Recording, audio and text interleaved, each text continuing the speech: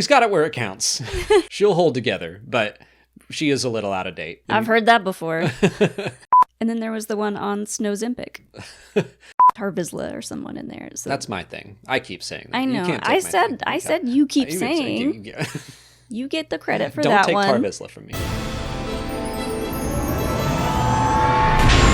What's up, everyone, and welcome to Last Week in Star Wars. I'm Alex. I'm Molly. And we're going to talk about some news that broke immediately after we finished recording last week. They like to do that, yeah, huh? But that's kind of the point of this show, is to catch up on the last week. We record on Thursdays, and sometimes stuff happens immediately after. But we were busy playing in the snow. Yeah, we got snow in Georgia, y'all. Like, real snow. It was actually, it packed well. It was several inches deep.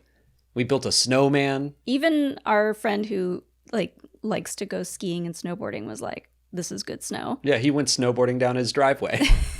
It's always fun when we get snow in Atlanta because the city is not really prepared for snow. And so, especially if it's just going to be 1 or 2 days and it'll melt pretty soon after, especially even so it's on a Friday, everyone just kind of stopped. Treated it like, oh, there's no school today. Yeah, it was the snow day for everybody. Everyone just kind of stops what they're doing and goes outside and plays in it. And even though the snow in our backyard is probably real nasty because it's probably full of Hilo's poop. It definitely was. Our snowman definitely had a turd in its heart. But yeah, if you got on TikTok and you saw there was so many people in Piedmont Park downtown just out sledding on anything they could find around their house that they thought that maybe would be a good sled. The whole city just, it becomes very whimsical and fun. We were walking Hilo through the neighborhood and every yard had a snowman in it. Because we didn't grow up getting to do that. So we're all the adults are let's go build a snowman. There were a couple really funny snowmans. I'll put pictures of all the ones that we saw in our neighborhood. But one had a hat that was like a cone. Oh, yeah. Okay. I just thought you were one had a neat hat. A couple had hats. I mean, we put hats on ours, but... We put helmets on ours, excuse me. But it had one of the traffic cones for a hat, and then there was a really big one that is still standing. Yeah, it's a week later, and that one was massive. That one was impressive. And then there was the one on Snowzimpic. Yeah, we had a lot of variety out there, but that's what we were dealing with when all that news was happening surrounding Rory McCann and Baylan Skoll. We could have covered it faster, but we were playing in the snow. But yeah, let's get into last week's news, and that top story being that Baylan Skoll has been recast. Rory McCann from Game of Thrones and Hot Fuzz will be playing the role now. I already put out a short video of just my quick and fast reaction to it, but what are your thoughts on the news? First, I'm really glad that they chose to recast. I think it would have been a terrible decision to try to write it out of the show or CGI / deep fake it. So I think it's the most responsible thing to do on their part. Most responsible and most respectful, I think. And I always want to make sure we say the passing of Ray Stevenson, I still am so upset about it because he is just a phenomenal actor. I love him in everything I've seen him. Mm-hmm. I mentioned a few of his roles like RRR. He plays such a great villain, but he was a great villain in Dexter for a season. And he's just popped up in so much stuff and will continue to be missed. But yes, I think that it's clear that that character was headed in a very specific direction, and it would have felt strange to just abandon that storyline. Yeah, with how the first season ended. Didn't it end on the shot of him? Yeah. Kind of the standing Argonath Mortis thing. On the Mortis statue. So very clear that he will play a big role in season 2. And yes, tragic that he passed away. It was sudden, unexpected, and really, really sad. So I'm sad that we won't get to see that actor again, but this new actor is not new.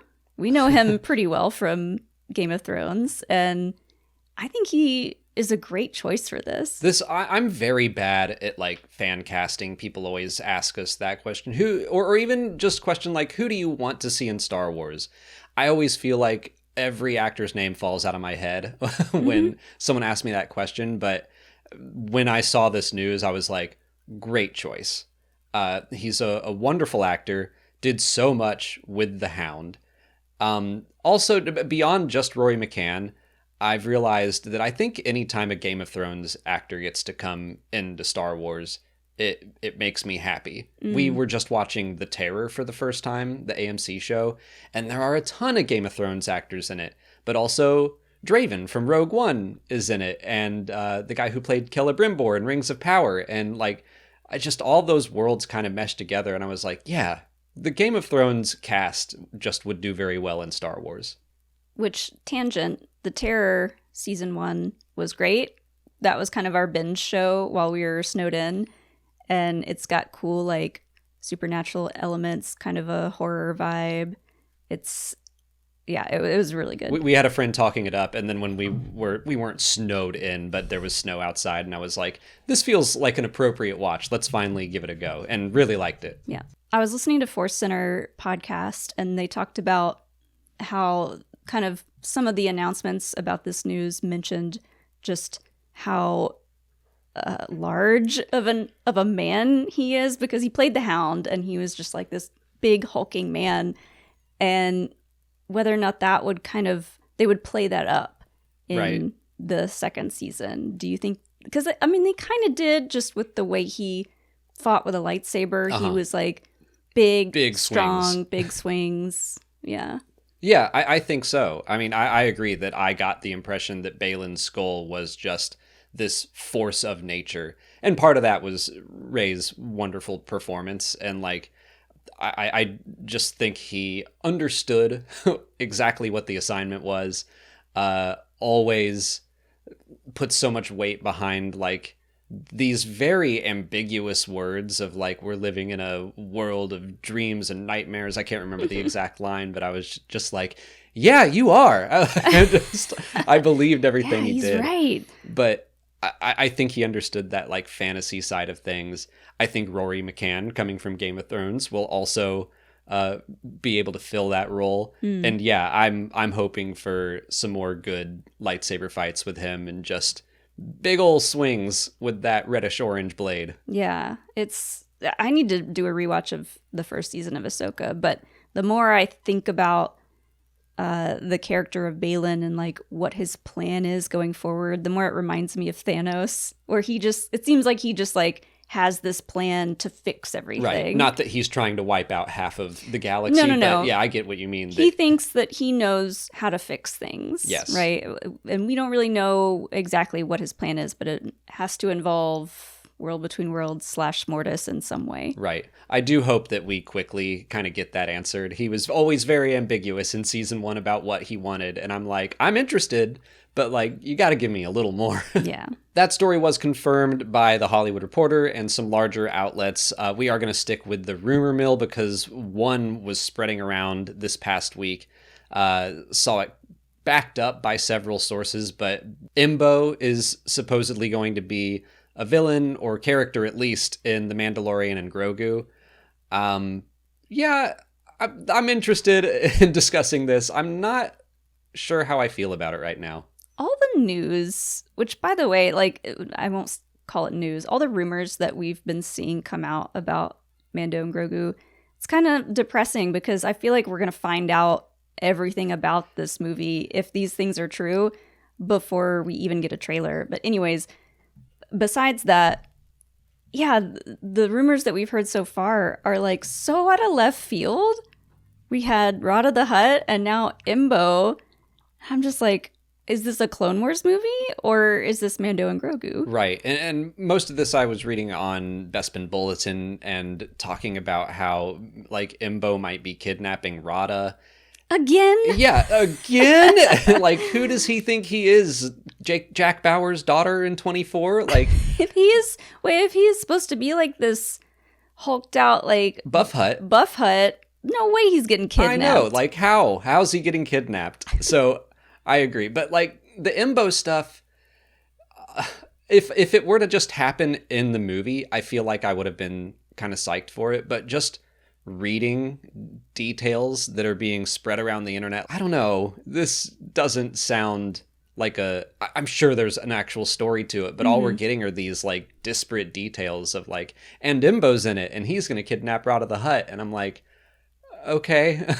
Yeah. And I wonder then if nerds like us will go in deep to all the Embo lore and learn everything there is to learn about Embo, and then he's in it for like a scene or 2 scenes, you know, and what if he's different from what the lore says? So I don't know. It just, I will say he was voiced by Dave Filoni. So that's a voice actor they don't have to hire. In the Clone Wars, and I was like, I see what you're doing, Filoni. I hope Dave actually plays him in live action. It's Embo with instead of like the big Kyuzo hat, just a cowboy hat. Oh my god, yeah. So are we gonna see him snowboarding on his hat? Are we gonna see the dog? That's what I care about. Embo has a dog. I have some sad news for you.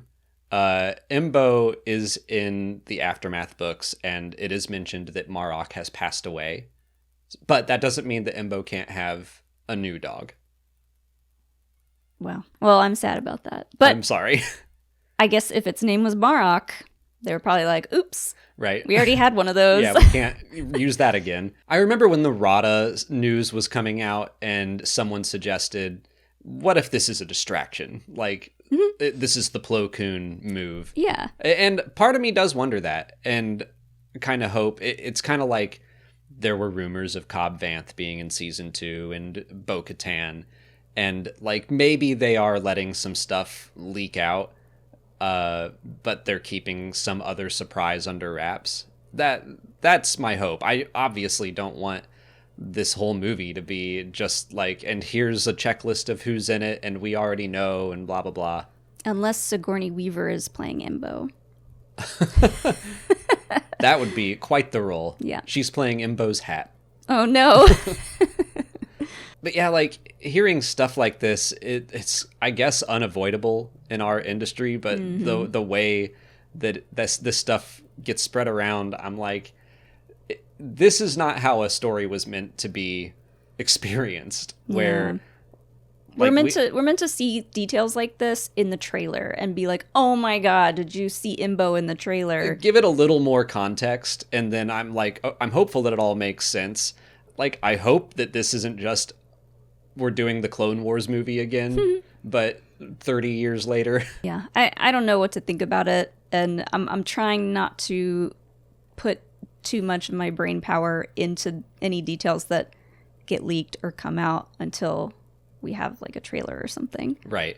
That's kind of what I do too, is when I hear stuff like this, I kind of try to forget it eventually. La la la la la la la la. Continuing on with the rumor mill and going back to Ahsoka a little bit, there are whispers that Ewan McGregor is going to be joining the cast along with a young Ahsoka again and Hayden Christensen reappearing. This news doesn't super surprise me. I am excited at the prospect of Ewan coming in. I think he would have a lot of fun just playing with Hayden if they do more flashbacks, putting the Clone Wars armor on. Yeah, he did say, or he seemed jealous that Hayden got to be seen in the Clone Wars armor, and he was like, I want that. There was some interesting stuff, and this is all like I'm hearing it through people who are saying they heard it at a con, but like back before Obi-Wan Kenobi premiered, I think someone showed him art of like the Clone Wars armor, and he was like, ooh, what's that? So he didn't really know what that was. And then he started to talk about how excited he was for the Clone Wars armor and like, I hope I get to wear it someday. And then that was kind of when there were rumors swirling of Obi-Wan Kenobi season 2, which that came and went. That's still up in the air. But I wonder if that was just like some lines got crossed and he now knows he's going to be wearing the armor in Ahsoka season 2 or something like that. Could be. So, I mean, this probably just means more flashbacks, like kind of what we got from season 1, which I'm not opposed to. I hope that they can do a little bit more with them as far as like the environment goes. Right. It was kind of just all in smoke. Which that worked because it was like in Ahsoka's memory, basically. It was supposed to be kind of hazy and confusing. So I do wonder if it will be another World Between Worlds thing. Like, does Ahsoka just get knocked out every season and have a dream in the World Between Worlds? Or will it be like an honest-to-goodness flashback? I think I'd prefer that. I love the World Between Worlds and that as a concept, but I don't want it to be overused. Yeah. Although I do think that, with Baylan going to Mortis, which has a connection to the World Between Worlds, that I do think that maybe they're starting to build that idea up for the live action audience the same way they built it up in Star Wars Rebels, where Ezra saw like a little more of it every season. So it is very possible that Ahsoka winds up back in the World Between Worlds and we see some more visions and stuff. Yeah. I mean, I'm all for it. Like, if we can't get an Obi-Wan season 2, throw him in Ahsoka. The final rumor we're covering that popped up this past week is that Lucasfilm has not one, but 2 animated series in the works for Disney+. This doesn't really surprise me all that much. I mean, I guess it depends on how we're defining animated series. I'm, certain they have to have something after The Bad Batch that is an ongoing series. But I also figure there's a Tales of the something also in the works. Mm-hmm. It seems to me that every other year they're doing Visions, Tales of, Visions, Tales of. So this isn't a surprising thing for me to hear. Right. And I guess saying that they're brand new wouldn't mean Visions Season 3.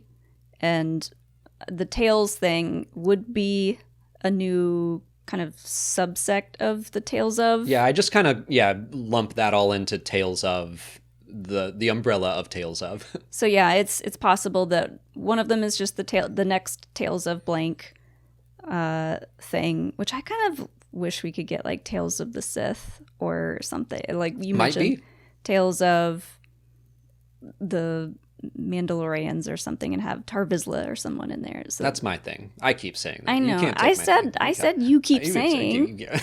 You get the credit for that one. Don't take Tar Vizsla from me. If they do Tales of the Sith, I'll take the credit for that. I made that happen. I made it up. It's my idea. No one else has ever had it. Well, they did Tales of the Empire, and I was like, these are great stories, but I need some more like juicy dark side stuff. Yeah, I mean, it did feel like Morgan Elsbeth was on not the sidelines, but she wasn't like in the core of the Empire. Barriss Offee, I thought was, yes, like let's finally answer that question. But Tales of the Empire, I would have hoped for maybe a little more like of the core of Thrawn's story, or Grand Moff Tarkin, or something like that. Yeah, some like Moff Gideon, even bigger, like more recognizable to all Star Wars fans characters. It's like Gideon is another character that we don't know his backstory. But with Elsbeth and Ahsoka and everything, I see why they went with that. And, it's a chance to bring Grievous back in that whole Night Sister thing, which was rad. Ooh, yeah. Like, I've always wanted to see Grievous as a Kaleesh warrior, like before he had any of the armor. So if they did a Grievous story, that would be great. Really cool. That'd be cool. And I don't know what the other animated show might be. No clue. If it's clones again, I might be mad. I mean, I love Bad Batch, don't get me wrong, but we've had a lot of clone content. The clones have had a good 10 seasons, so yeah, Let's can mix it up a little bit. Different. I won't be surprised if it is same animation style, continuing on the story, but not focused on the Bad Batch. Just another Reign of the Empire story. Yeah, I wonder if... I guess I'm basing most of that off of Asajj Ventress and what they have said, that that we're going to tell more of her story eventually.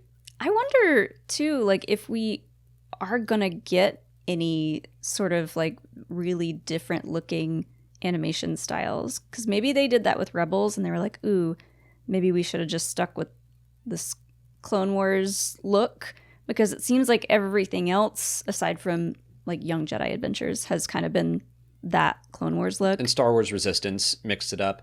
I think it depends. If they were to jump into another era that wasn't directly connected to the Clone Wars story, then I think they'd do something different.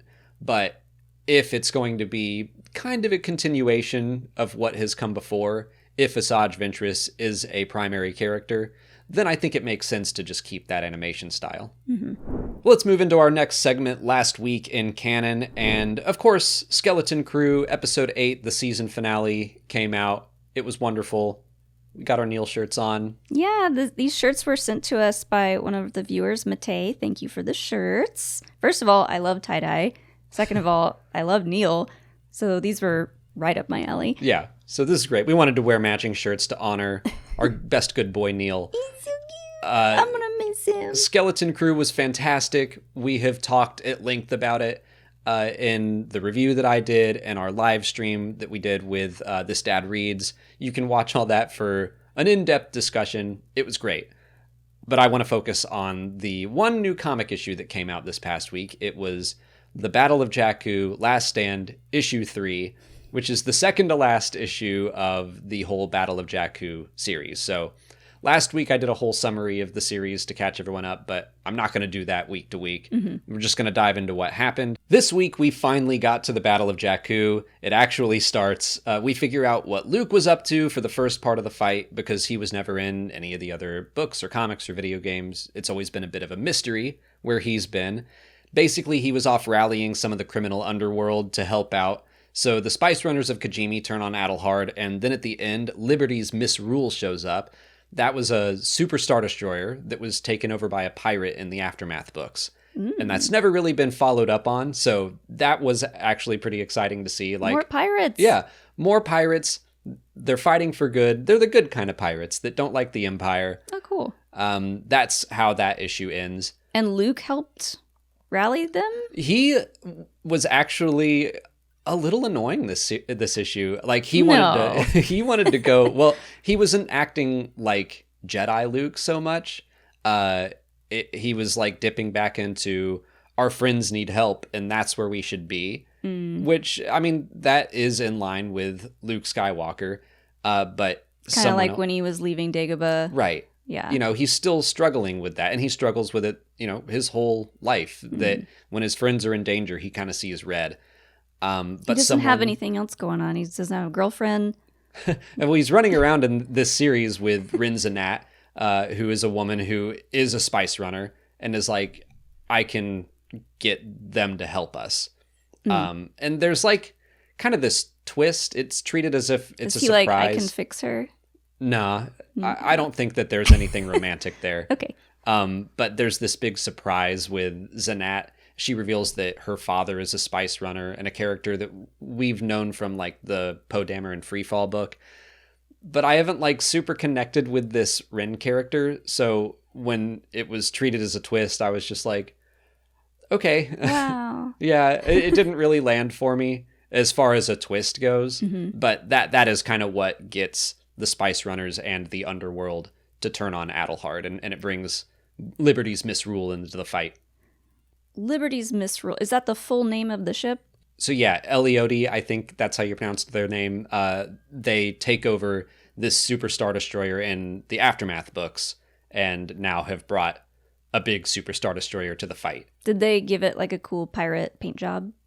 No. Aww. the art. I mean, they just got it pretty much. They've had it less than a year. No little tiny flag or anything. There's just to you know what? Maybe they just got started on the paint job, but it's a big ship. Or maybe they're trying to like fit in, so maybe they didn't want to paint it. Oh, they kind of come in guns blazing. Okay. So, but that would be funny if they've got a crew out there. It's just a lot of ship to paint. They'll paint it with their enemy's blood. Then. Oh, okay. Well, that's graphic for Star Wars, but maybe they are pirates. If the next time we see it, it's red. But yeah, I do like the idea of one tiny little pirate flag. Like, can we even see that? I can't tell.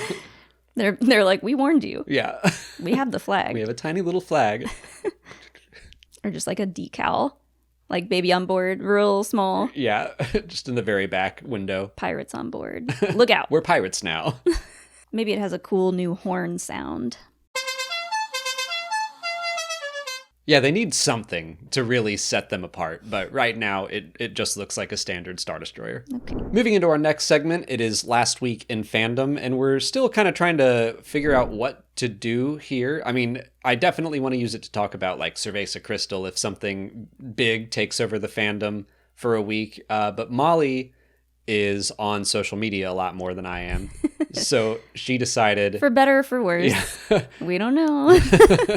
She decided to take a bunch of memes and stuff relevant to Skeleton Crew and whatever's going on. Yeah, I did put out a tweet, and I should have put in the tweet that I wanted them to be relevant to either Skeleton Crew or stuff that happened this week. Because I got a lot of good ones, but they were just like general Star Wars memes. So funny memes, funny videos, tweets that I thought were funny. I just wanted to highlight some fun stuff to justify the hours and hours that I spend scrolling, looking at silly stuff. So you're going to show me some memes, and I will react to them. Well, not all of them. We'll discuss them. Not all of them are necessarily memes. The first one that I saw this morning that I thought was funny is from @theCanonJunkie, our good friend Jerry. Okay. And it just says, "How your email finds me," and it's Neil being exploded off of his bike. And the subtitles just say, "Screaming." I enjoy that. And I enjoy Neil. Neil memes are, they're peak right now. Oh, Neil memes are hot. If you got Neil memes, send them our way, because now that the show's over, I miss him. I do. I'm going to miss him. I'm going to miss all 4 of them. But that moment when he gets launched off the bike and then he does a little combat roll out of the way of the pirates. At first, I was, terrified, because I was like, oh no. I kept thinking one of them was going to be like seriously hurt.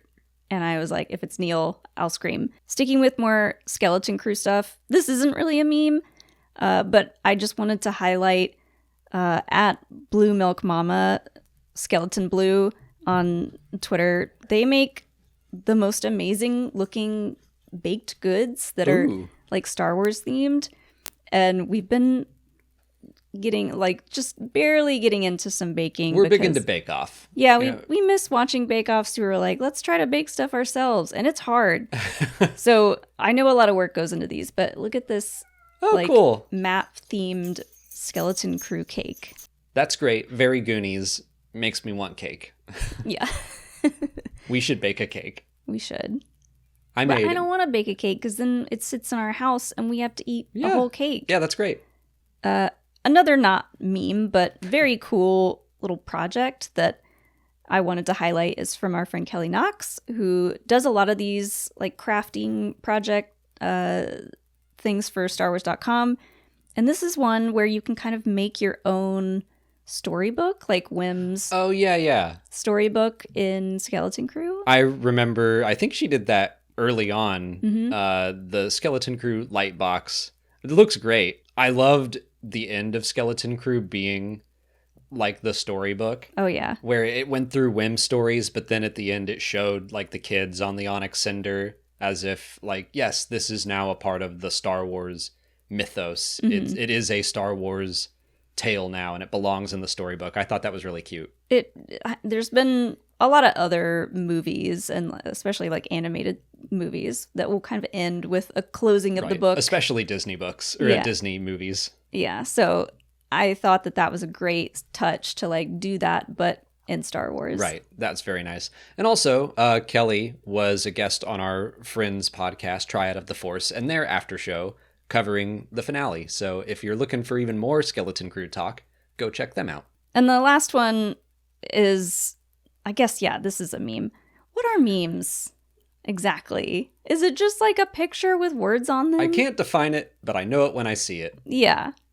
I know I sound old by being like, what is a meme? We grew up with memes, and I still am just like, yeah, I think that's a meme. I don't know. A meme is what you make of it. Now it's just like screenshots of other people's tweets, I think, that they're all over Instagram like that. I think it's just something that gets like iterated on. Mm-hmm.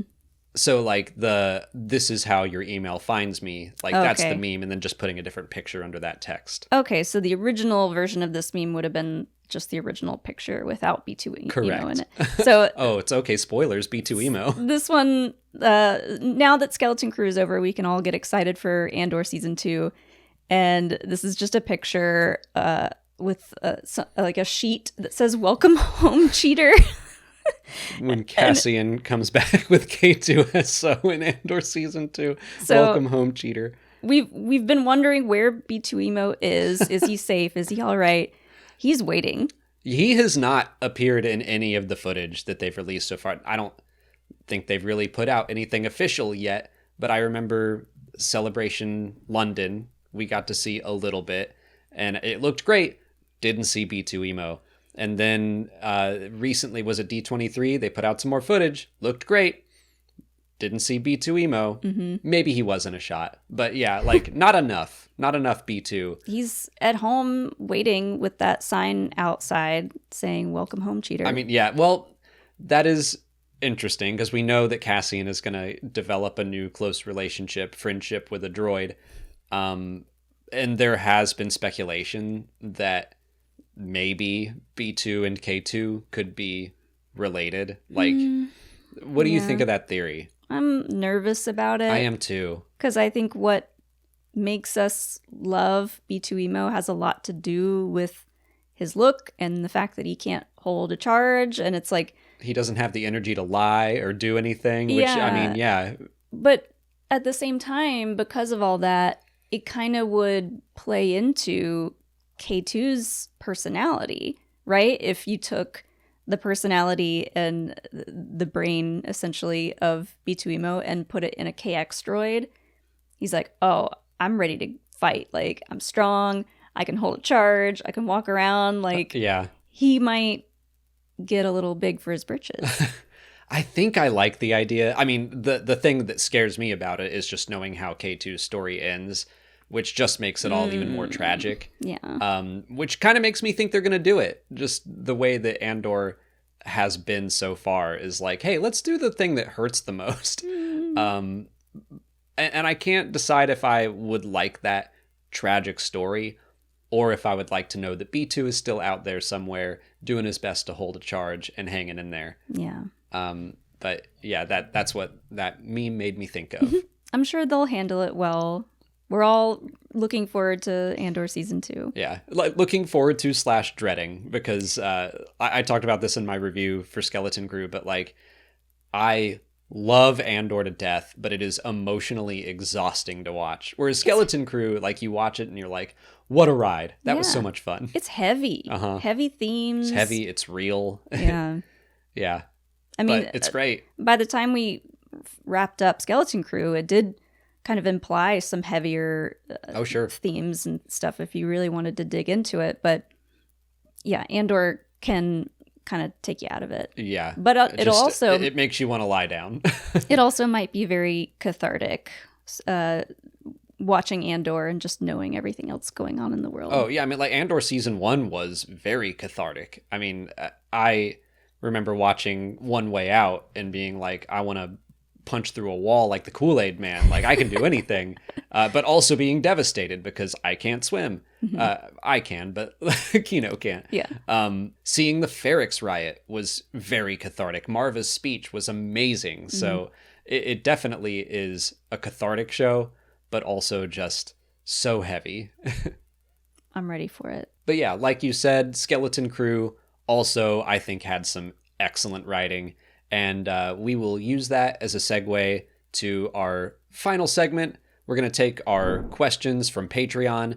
I also wanted to point out that we re-updated our Patreon this past week. And thank you to, we got a lot of new members, already crossed the first goal we had on Patreon. So we're going to be doing an updated office tour video for our patrons. We haven't really covered in here recently. We've done it once, but we've never... We did it when we first changed up the background, but we've added a lot to our collection since then, and I've never done it in my office. Right. And I am almost finished getting everything sorted on my new shelf in there. So and you got to dust all your Funko Pops. That's where all of the Funko Pops live. You know, there's a lot of dust in there, and I'm going to try to dust them all, but you might be seeing some dusty Funko Pops, and that's just how it's going to be. But we'll do like an office collectible tour around the house, and we've got some fun stuff downstairs. We can show where we film our reactions and stuff. And I also wanted to send a special thank you to Zev Ryan, who joined at the Jedi Master level, which is insanely generous. So thank you so much for everyone who joined this past week and for supporting the channel. For our first question, Jake Schnackenberg asks if we think there's any hope for a second season of Skeleton Crew. There's always hope. There's always hope. It's always there. Yeah. somewhere. I do hope that this is one of those shows that now that all the episodes are out, the views pick up a little bit more.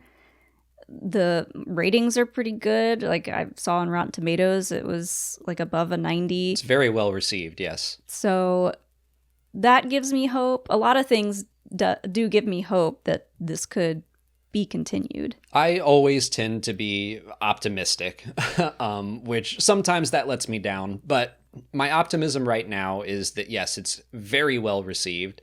There was an interview that came out on Thursday in Entertainment Weekly with the executive producers and creators, John Watts and Christopher Ford, and they talked about a second season. Christopher Ford, who may or may not have been popping up into our live stream chats. Yeah, Christopher Ford was there, and I still don't know if we'll it was know. the Christopher Ford. If it was, thank you. If you're just a guy named Christopher Ford, also thank you. Anyway, in that interview, they talked about how they haven't had any discussions yet because of everything going on in LA with the fires and all of that tragedy. So they haven't had any discussions, but they are optimistic. They have ideas. They would account for the kids aging up. They mentioned that viewership has gone up as the show went on. I think we have publicly only seen numbers for the first 2 episodes. I think that's kind of what happened with Andor. Exactly. Like, I think Andor started lower, and then as it went on, it rose and rose. And the buzz surrounding Andor, like all the critics talking about how much they liked it. Hopefully that happens. I know Jen Landa on Force Center was like, they need to market this on the Disney Channel. Yeah. Like, market it more to kids so that the kids will be like, I want to watch Skeleton Crew. I do think that the marketing around the show just wasn't really present, but I mean, marketing has changed so much that, I mean, we don't watch normal TV anymore. We watch streaming stuff and we pay for the ad-free versions on most of those platforms. So it's harder to get the word out in general. And I never want to put too much stock into like our own analytics, but I definitely was like, oh, wow, there isn't as much interaction with this show, but it did go up as time went on for us as well. So yeah, that I do think that word of mouth is going to help it. Now that it's all out, I think people will binge it. Also, if you look at the budget, I believe I found that it costs like $130 million, which, not to say that's not a lot of money, but compared to some other Disney Plus shows, compared to like The Acolyte, it's far less. So I don't think it has like as high of a bar to reach for a renewal. So yeah, I think that there is hope for a second season, but I do appreciate that the show doesn't necessarily need one. Like, it wrapped up well enough, and I definitely think the characters will be popping up here or there. We discussed rumors last week that there probably will be some Skeleton Crew characters in Dave Filoni's movie. Yeah. And we talked about it a little bit like towards the end of our live stream chat with This Dad Reads about the finale, just kind of like what we might want to see in a season 2. So if you want to see our thoughts about that, you can check that out. Naps asks what we would have liked to see in a hypothetical epilogue. So one of really the only criticisms I saw about the final episode is that maybe there could have been an extra 5 minutes, an epilogue or something. I'm actually very happy with how it ended, but there are some things that I feel were like, they were ambiguous and I wouldn't have minded seeing, let's say, Jod going to jail, or like just let's put a period on that sentence. The more I sit and think about it, the more I'm glad we didn't see anything more for Jod, because I like, if there is going to be a second season, I like the openness of where we could go with Jod. So like, yeah, maybe he does get caught and arrested. Maybe he escapes. I like that that's kind of open. Well, like, he has that little smile at the end, and everyone has a different interpretation about what that smile means. Yeah. And yeah, that's good. It could be that he just thought of a way to get out of this pickle. Yeah. But as far as an epilogue, I did wish that there was one more little quick check-in with the kids. And like, I know that would have been difficult to do because that would involve kind of like showing what life is like now at Aten, and that would maybe require more than just a quick epilogue. But my idea for a perfect little epilogue for the end of that episode would have just been they're all standing in the street looking and looking amazed at the new sky that they have and the stars. And if Neil could have just seen Runa and her family like looking at the stars and gone up and like said hi to her, that would have been a perfect end for me. Would have been a fantastic end to his arc, which was all about, you know, finding his courage and stuff. So giving him that Samwise Gamgee, like, I just survived all that. I can talk to the girl I like. Yeah. That would have been nice. You had suggested the idea of Wim and Wendell like renting a space RV to go explore the galaxy, because that's opened up to them now. Yeah, like a little father-son road trip across some cool planets would be really fun. Especially since Wendell kind of connected with his inner child again and had that sense of, did you see that? We jumped that chasm. That was awesome. Like, I bet he is now craving for a little more adventure and excitement. He's got the hunger now. Or, speaking of hunger, we could have cut back to, you mentioned he needed to watch some Gourmanda videos. Cooking videos. We could cut back to them at home watching a Gourmanda cooking tutorial, and the two of them are trying to like make an actual home cooked meal. Yeah. It's like, these are all scenes that would have been nice, and I can just have them as headcanon. I do think the show did enough to get us to that point of like, Wendell and Wim have now repaired their relationship as father and son. We know Neil is courageous now. Like, I feel like all of the characters did reach their arc. I do kind of wish Neil had a little bit more to do.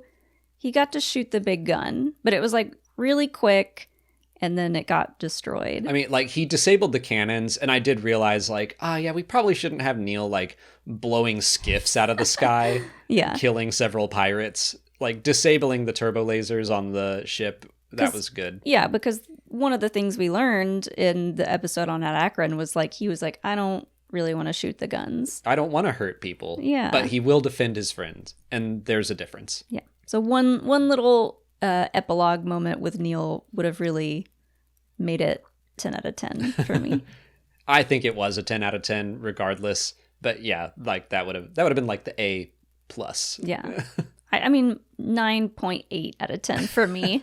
But that's it for last week in Star Wars. So until next week, please like this video, subscribe to the channel. Follow us on all the social medias. And consider checking out our Patreon page. As always, thanks for watching, and may the Force be with you.